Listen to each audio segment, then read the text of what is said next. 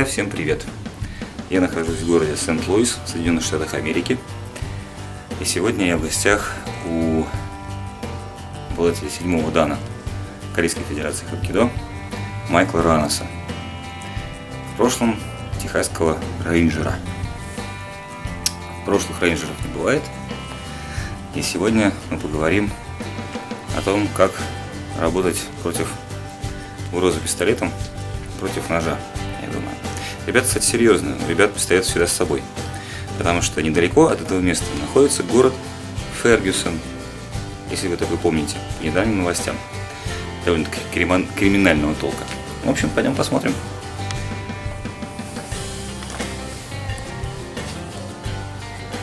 Дорогие друзья, всем привет! Сегодня мы постараемся показать несколько техник, а вы посмотрите, может быть, с нами что-то новое.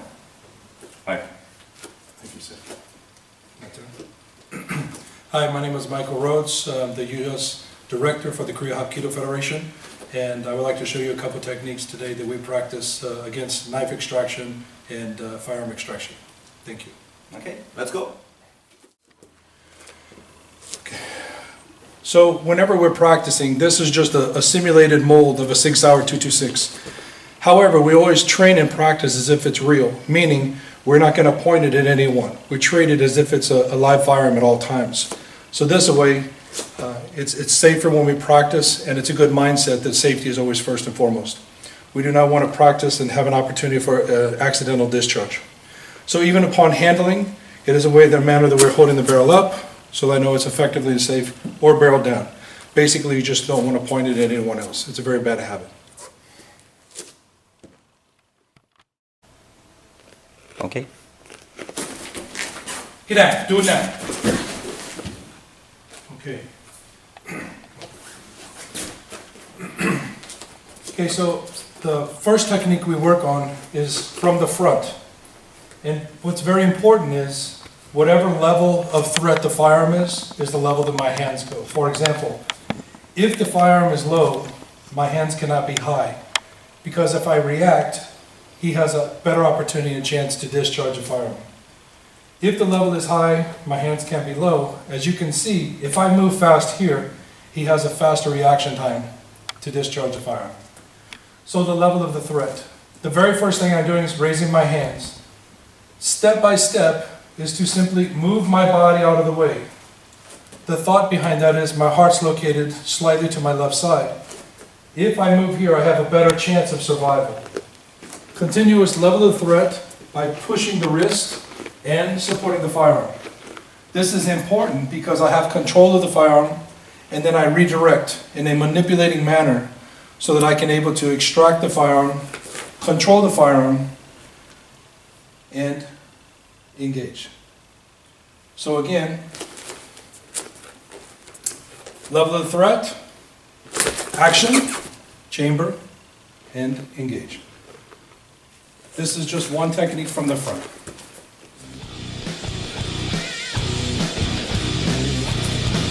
Oh, don't shoot, don't shoot! Get out, do it now! Motion, dropping, feeling, same thing. Boom, boom. Right? Again. Come on, boom. Level 3. 1. Peel. Okay, try to, don't just give it to me. So, 1, 2, here. Right? Then get down, do it now.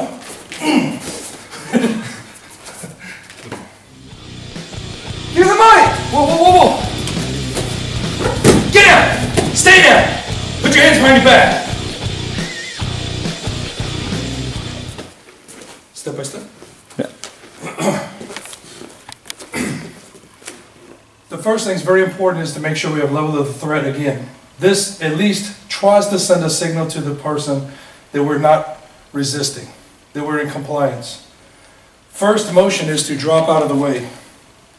Training to try to pull the person in so that they cannot easily grab the firearm, and then manipulate and pull away like an outside wrist lock. From this point, again, I want to chamber and engage. holding the firearm close to me so that I not give it back to him. This, I can still effectively defend myself. Most important is to be prepared. It may not be in the right hand. So if it comes from here and it is actually in the left hand, that's different, and I will demonstrate that as well. Okay. Stop. As I explained before, the importance of being able to train for both hands is very important. My hands, again, is presenting to the attacker that I'm not resisting. However, hoping for the right hand, but I recognize that this point's the left hand, I cannot stop. So to be able to continue the same technique and be able to get control and try to stop the threat. Get down, do it now. Okay. The purpose of this is to make sure that I'm able to defend myself in case I'm encountering a close quarter situation. I want to have control of the situation, and I want to de-escalate the situation at the same time. I never want to take somebody's life if I don't have to, but I have to be prepared to defend mine at all times. Thank you.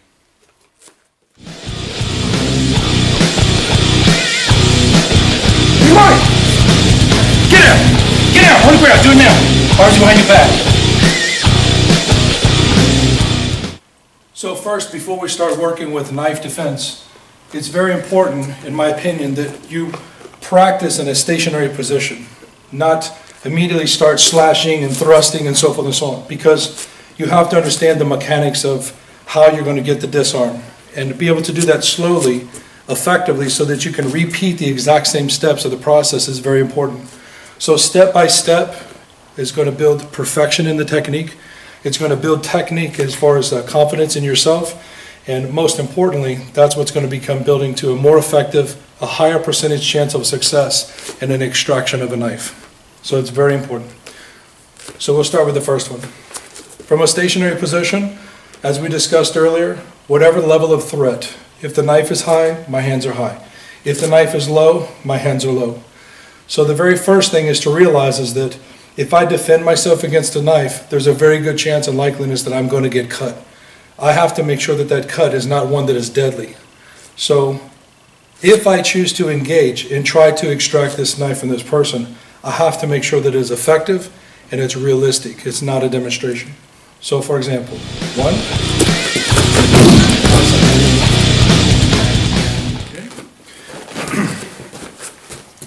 The reason this technique works so well is because I'm able to manipulate the wrist, and by bending the wrist, the effectiveness is that your hand is very difficult to maintain the same grip.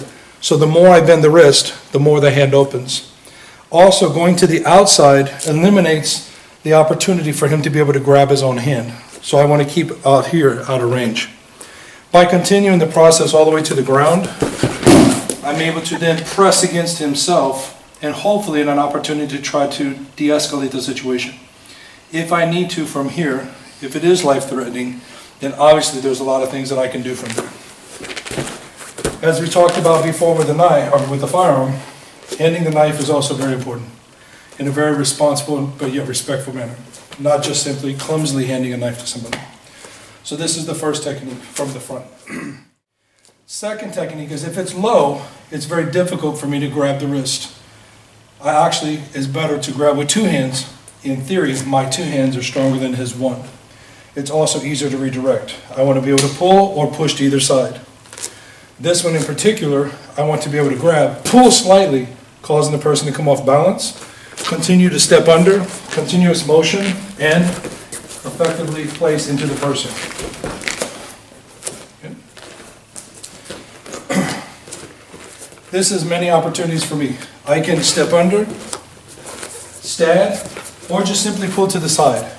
If I want to peel, continue the motion from here. Okay? All right. Okay. All right. Next, if I want to do a takedown on the person, for example, and I want to go the other direction, my two hands here and here. If I want to control wrist, or if I actually want to push the person to the ground, then it's easy for me to control.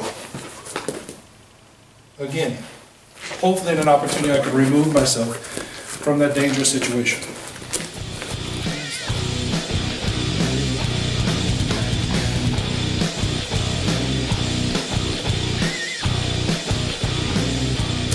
Okay, next technique is from the back side.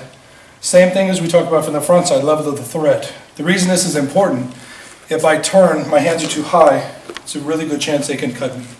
So if you notice this technique, there's extraction, meaning taken away, and then there's joint technique or breaking for control. So this one in particular is from here, bam, here. So the very first thing I'm doing is just simply getting away. If it's an extraction, I want to put more effort and energy into the hand. Right? Then attack, then get away. Next we're going to cover some techniques utilizing a rope. Can be used with a belt or many different things. So the really neat thing about this is the fact that it creates a better leverage or strengthening. For example, if somebody's punching, it's easier to hear to get control. Downward, to their inside, or to their outside. Because it has that controlled energy. Another thing that we do is to be able to control it by trapping and manipulating.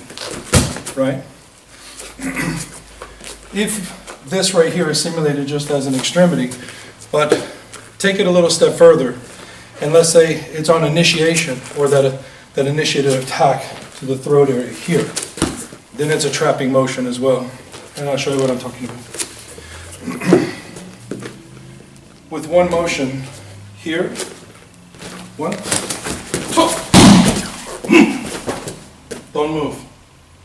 Okay, so, okay. What's really unique about these techniques is it's really unorthodox. Most people do not suspect this to be able to be used as a self-defense tool. I have taught these techniques using dental floss, which is really hard to break, and it's very difficult for somebody to get their hands on. Very, very effective. Thank you.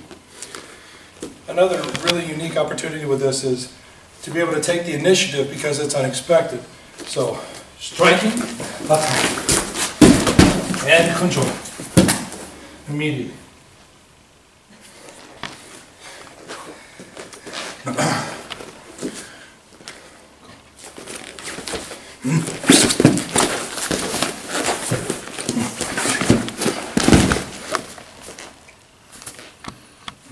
Again, my name is Michael Rhoades. I'm the U.S. Director for the KHF-USA Federation in the United States of America. I want to personally thank Master Lozhenskiy for being able to have the opportunity to come to our headquarters in the United States to develop this working relationship and friendship and brotherhood to support Hapkido worldwide. I want to thank my assistant that you saw earlier, Mr. Michael Pickering, to be a wonderful assistant. The techniques that you've seen today were techniques that are a little bit more outside the box of thinking, and in a manner that we really try to recognize realistic training for realistic situations. Thank you very much for your time, and I hope you enjoyed it. Thank you.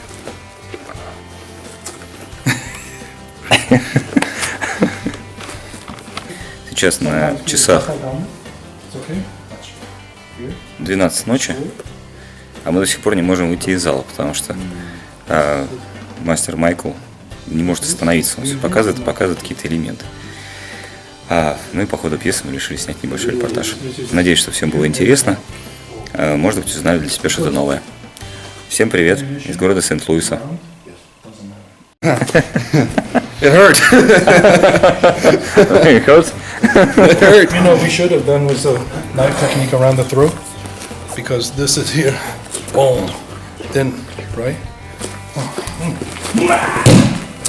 So, good kalaki technique. Yeah.